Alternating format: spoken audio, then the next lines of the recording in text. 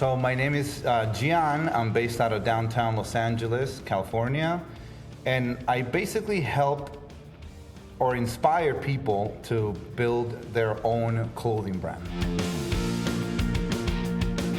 So Undisputed Principles was born, it's been in the works since pretty much I was 17. A self-taught graphic designer, self-taught e-commerce, definitely DIY everything since I was 17 years old, and I've crashed and burned many times. Like Undisputed Principles is basically my sixth brand, 5 in the graveyard. It's all been building up to this moment. Now, as I failed forward and never gave up, which is something that I recommend everyone listening to this, I sort of started distilling or learning certain principles. Principles, in my opinion, are timeless and universal. They don't change today. It could be the year 3000 and they'll still be sound, right? For this brand that I would argue is my magnum opus, Undisputed Principles, comes as a result of all my failures. And so the purpose of the brand is to help other brands. I could just keep all the knowledge that I have and look forward and, keep all the benefits, reap all the benefits and keep them to myself, right?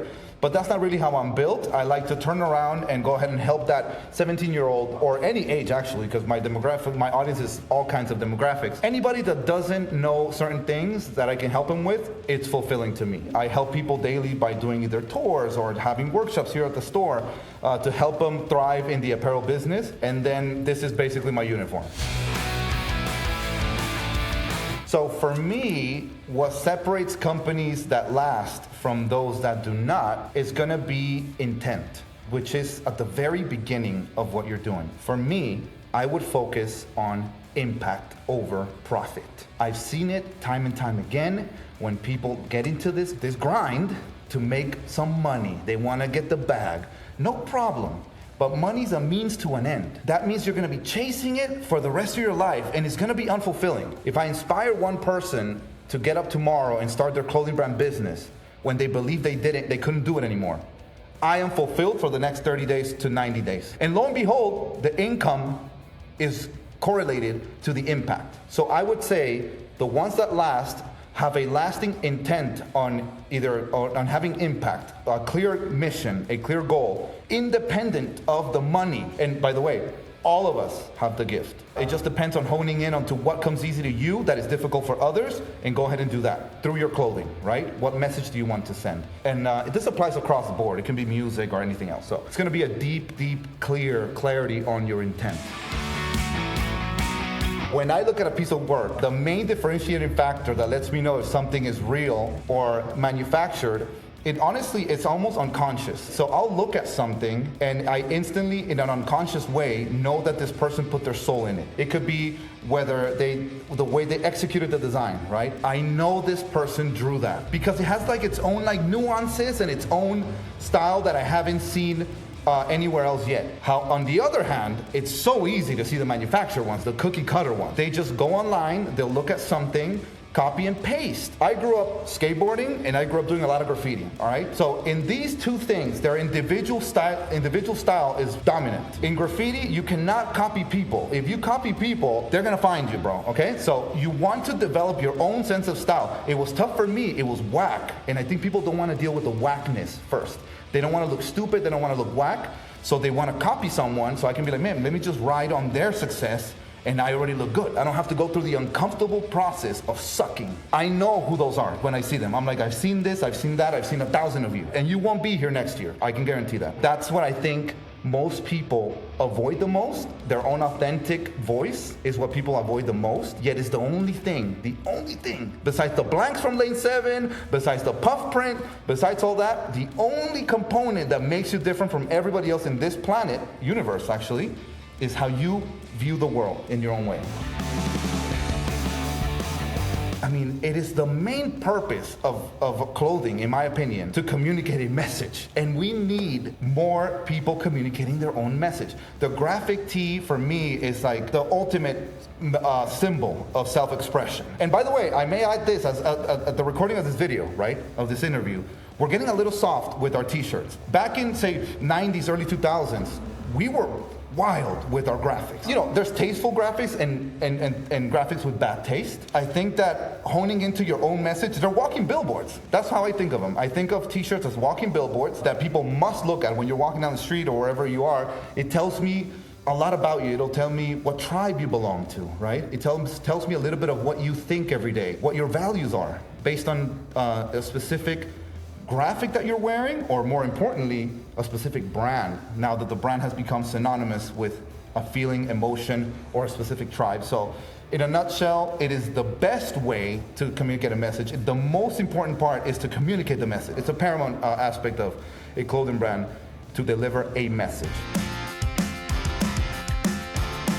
I think that in today's world, we're so interconnected now, okay? The algorithm is gonna feed you what you like, what you mention, and what you think about at some point. Since it's so precise with that, you can now find niches, sub-niches, and even below that now, that were very difficult to find before either the algorithm was so good or our level of connectedness. By that token, I think people are gonna be finding specific niches that they're into a lot easier, but at the same time, this level of connectedness is going to jeopardize our ability to create new styles at the same time. I feel like, and this is, I'm a millennial, so I'm just gonna go with this one. I feel like being part of the pre-internet and internet era, early 2000s, I feel like we had the right amount of internet where like, if you wanted to connect, you had to call a home phone, and I think our phones were, you know, before the iPhone, text at most, right? And some calls, right? Other than that, you have to go explore. And that's how you find certain niches that were underground. Like, you know this, right? Probably like venues with like, 30 people, and it's just our stuff, right?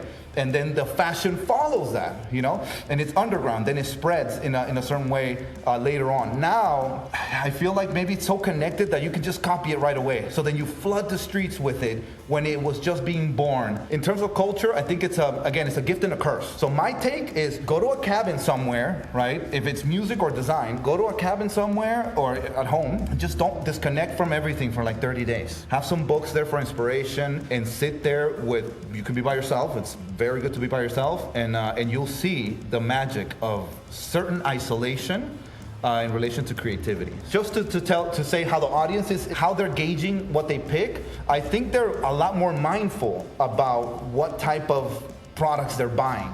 They're definitely, again, going back to the connectedness. I think that people demand more from clothing brands, are on the way to demanding a lot more from clothing brands, meaning who made it, what inspired it, what is it printed on, where is it made at, right? More conscious, more substance is what I see. That's what I push for. We should ask more from brand owners as the audience in the culture is also demanding more from us.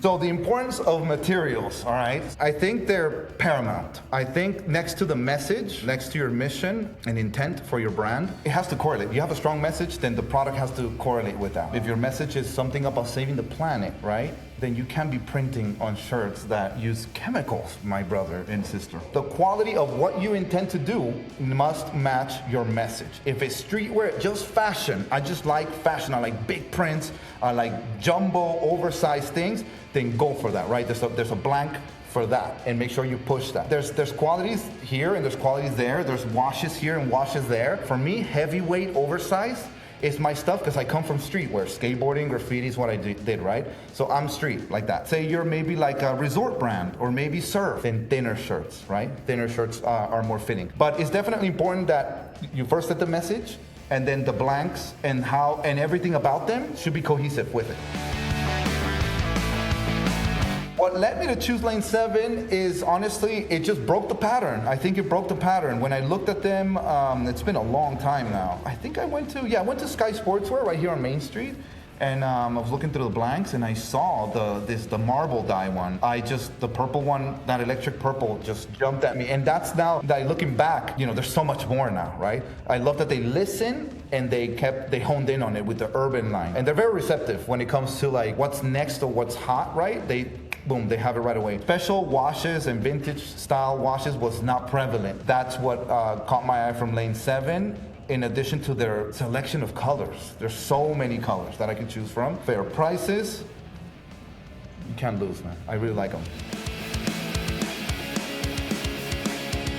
I think the moment that I realized that my message is beyond the threads or these prints happened when I started sharing what I do day to day. I literally just started sharing my day-to-day activities because, again, the brand is based on principles. It's actually 10 of them, and I live by them. I live by these principles. I still do. There might be amendments, just like the Constitution, but so far I live by them. So I was like, you know what? Let me start documenting it. And when I started documenting my day-to-day activities, I realized what I know, and I assume everyone knows, is really far from the truth. Meaning, a lot of people don't know what I know. Since my goal is to uplift, help people live their lives to their full potential, I'm very happy at that moment when I realized the demand for resources, or where do I go get this, where can I get blanks. I answer countless questions daily on what blanks to get for a streetwear brand, and I send them over to Lane 7, right? So there's still this, people that constantly need to learn. After that, when I started doing the tours, which sell out every time, that's when I realized that I may have had it backwards, where like we print shirts and then build a movement, but I think people should really do the movement first. Whatever it is, act like it, live it, share it, and then let the clothing be the merch that corroborates with it. I always give the band example. Bands are the best example. They play music, we go to the show, they make us feel a certain way, right? When we listen to the music, it feels good. So good that I need to reciprocate. Where's your merch? That's my approach to branding, honestly. It's purpose-based, where you have a movement of any kind. It could be, I like to run at 3 a.m., then go do it. Whatever it is that you're setting out to do, go do it, post it, and then create an audience, a community around it, and then sell the merch afterwards. I think I had it backwards for many years, where I would put the clothing first, but where was the movement? Non-existent. What comes next for Undisputed Principles? I want to expand on helping people build their brands. From the principle side, I do see sort of like schools for streetwear or urban brands. Establishments to come in and graduate, if you will, knowing all the fundamentals to create your brand. No more wondering, no more crashing and burning, no more spending time and money. That's not how we elevate the culture or ourselves, by suppressing information. We elevate by sharing, leveling out the playing field, and let the creativity and the authenticity of each person be the differentiating factor. And also, I've been working on this for like close to a year now. We're finishing now developing an app. It's about to launch within this month or next month, actually, which is essentially a marketplace. It is think of Amazon, think of Etsy, but just for clothing brands or fashion brand manufacturers and brand owners. So they can transact through there on a local level, and there's no more gatekeeping. My goal is to just end it forever. No more. Fashion industry is so secretive. And I've got a lot of pushback in the beginning when I was sharing these resources. By the way, this isn't some walk in the park that I was like sharing and it was like, no, it's like you have to have your thick skin and be, again, going back to the mission. Is my mission important enough for me to go against all these people that may be against it? Or is it not strong enough, right? For me, it was. I want to end gatekeeping. I want to make it all accessible to everyone.